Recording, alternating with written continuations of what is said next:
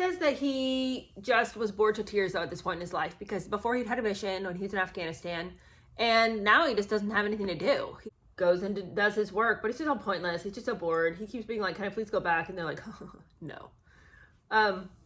And so finally the palace gives him a job. They say they're going to send him on a tour to America, which he is a little bit worried about because the last time he was there, he took his clothes off.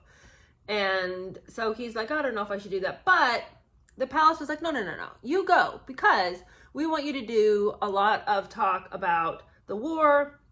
It's a good royal tour. We want you to promote the rehabilitation of wounded British and American soldiers. This is your thing, having been there. You know, all of your charities are all about helping the wounded. And so this, like, make it a good thing. Doesn't have to be a bad thing. Doesn't have to be echoes of Vegas. Make it a good thing. So he's like, oh, okay.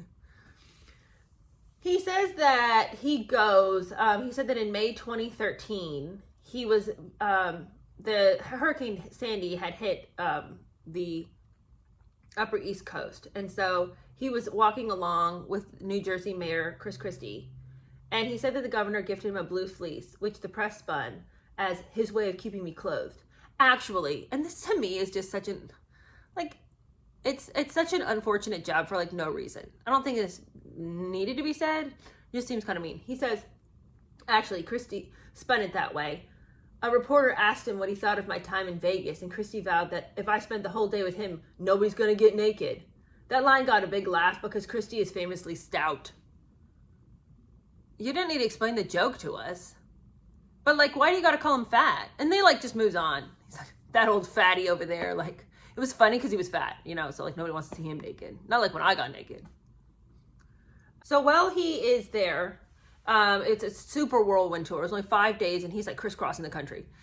While he was there though, he went to Colorado, and in Colorado, he witnessed something called the Warrior Games. And it was a kind of Olympiad for wounded soldiers.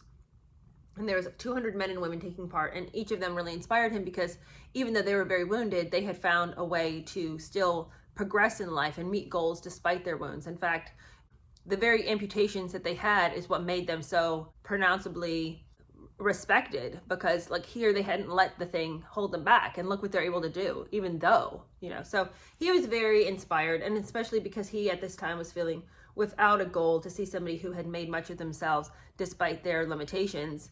It was inspiring to him, and he thought, how can I make this happen in England? So he wrote up a proposal. He says, I guarantee you he didn't, but anyway, he got somebody who could do it. And he told them, he went to the Royal Foundation Board, which was in charge of him, William, and Kate's charities. They had $7 million in the coffers. And so he went to them and he's like, look, I have something I want to do. And he told them all about what he was interested in. He gave them their pitch. He says he didn't do a very good job pitching it because he was really nervous, but happy day, they said yes. So he was feeling like really elated that here his dream of coming up with an answer to the American Warrior Games was being taken on as a project. And he says that he was thrilled when the board said yes, and he reached out to Willie, expecting him to be thrilled as well. But of course he wasn't. He was sorely irritated. He wished I'd run all this by him first. My assumption, I said, was that other people had done so. Well, I thought everybody else was going to do that for me, just like they do everything else. Okay, well, how was I supposed to know that for once somebody wasn't going to pick up every little piece after me? He complained that I'd be using up all the funds in the Royal Foundation. That's absurd, I spluttered.